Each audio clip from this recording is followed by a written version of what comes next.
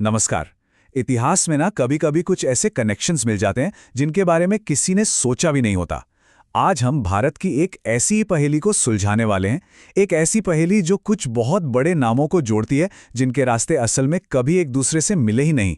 तो सोचिए, एक लेखक जिन्हें साहित्य का नोबेल पुरस्कार मिला, एक वैज्ञानिक जिन्होंने भारत को सितारों तक पहुंचाने का सपना देखा, और एक संत जिन्होंने लाखों लोगों को मन की शांति का रास्ता दिखाया। पहली नजर में इनमें कोई भी समानता नजर आती है? बिल्कुल नहीं, है ना? लेकिन एक छिपा हुआ धागा है जो इन सबको जोड़ता है। चलिए इसी रहस्य से पर्दा उठाते हैं।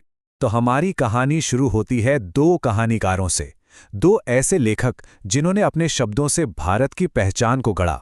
हालांकि उनके देखने का नजरिया और उनकी दुनिया एक दूसरे से बिल्कुल अलग थीं। देखिए, एक तरफ हैं रुडयार्ड किपलिंग, जिनकी पैदाइश ब्रिटिश इंडिया की थी और उन्होंने अंग्रेजी में लिखा, और दूसरी तरफ हैं के.एम. मुंशी, जो भारत की आज़ादी के लिए लड़े और गुजराती साहित्य के एक बड़े स्तंभ बने। मतलब, एक ने साम्राज्य की नज़रों से भारत को देखा तो दूसरे ने आज़ादी का सपना बुना। जमीन आसमान का फर्क है ना? किपलिंग की कविता इफ की ये लाइन आज भी मुश्किल हालात में शांत और मजबूत बने रहने की प्रेरणा देती है। उनकी कहानियों और कविताओं ने न जाने कितनी पीढ़ियों पर अपनी छाप छोड़ी है, जो बताता है कि उनके लेखन में कितनी ताकत थी।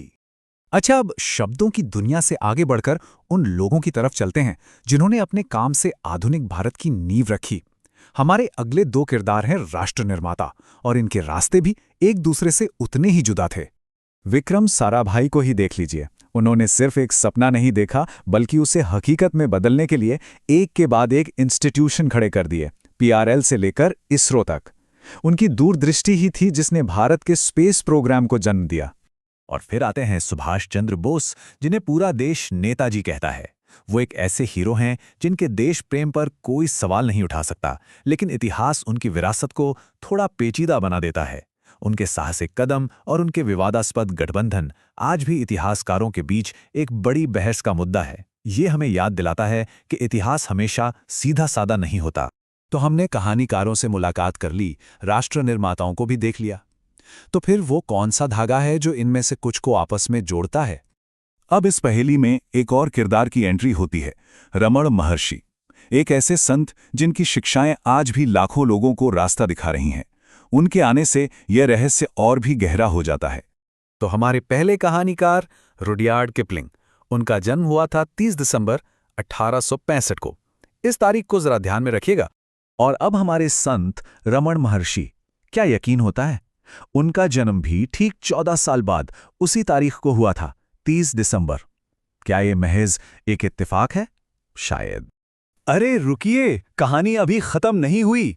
हमारे दूसरे लेखक के.एम. मुंशी, उनका जन्मदिन भी 30 दिसंबर ही है। अब तो ये सिर्फ एक इत्तेफाक नहीं लग रहा, सही कहा ना? लेकिन ये पैटर्न सिर्फ जन्म का ही नहीं है। हमारे राष्ट्र निर्माता विक्रम साराभाई के लिए 30 दिसंबर की तारीख उनके जीवन का अंत लेकर आई। और यहीं पर हमारी पहेली सुलझ जाती है। वो तारीख है 30 दिसंबर, एक अकेली तारीख जो इन चार बिल्कुल अलग महान हस्तियों को इतिहास के धागे में एक साथ पिरो देती है। एक लेखक, एक संत, एक राजनीतिज्ञ और एक वैज्ञानिक। कितना अविश्वसनीय है। लेकिन 30 दिसंबर की कहानी सिर्फ इन चार लोगों पर ही खत्म नहीं होती। इतिहास का कैनवस बहुत बड़ा है, और इसी तारीख के आसपास और भी बहुत सी जरूरी घटनाएं और हस्तियां जुड़ी हुई हैं जो भारत की कहानी को और भी ज्यादा दिलचस्प बनाती हैं। जैसे 30 दिसंबर 1906 को ही ऑल इंडिया मुस्लिम लीग की स्थापना हुई थी, एक ऐसी पॉलिटिकल फोर्स जिसने इस उपमहाद्वीप के इतिहास को हमेशा के लिए बदल दिया। देखिए कैसे एक ही तारीख अलग अलग मामलों में कितनी अहम हो सकती है। और देखिए, इतिहास सिर्फ अतीत में नहीं रहता, यह आज भी नए नए रूप लेता है। क्या किसी को अंदाजा है कि स्पीड कार्टूनिंग के पायनियर एस जितेश का जन्मदिन भी 30 दिसंबर ही है? ये दिखाता है कि कैसे क्रिएटिविटी का ये धागा पीढ़ियों तक चलता रहता है। तो इन सभी अलग अलग धागों को जब एक साथ जोड़कर देखते हैं तो हम सीखते क्या हैं? इन छिपे हुए कनेक्शंस का मतलब क्या है? सबसे बड़ा सबक तो यही है कि इतिहास सिर्फ तारीखों और घटनाओं की एक सूखी लिस्ट नहीं है। ये तो अनदेखे पैटर्न और हैरान कर देने वाले इत्तेफाकों का एक जाल है। और जब हम इन धागों को खोजने लगते हैं तो इतिहास एक किताब से निकलकर एक रोमांचक कहानी बन जाता है। और ये सब हमें एक सवाल के साथ छोड़ जाता है। इतिहास के इस विशाल समंदर में ऐसे और कितने छिपे हुए खजाने हैं जो बस किसी के खोजे जाने का इंतजार कर रहे हैं। क्या पता अगला रहस्य कोई और उजागर करे।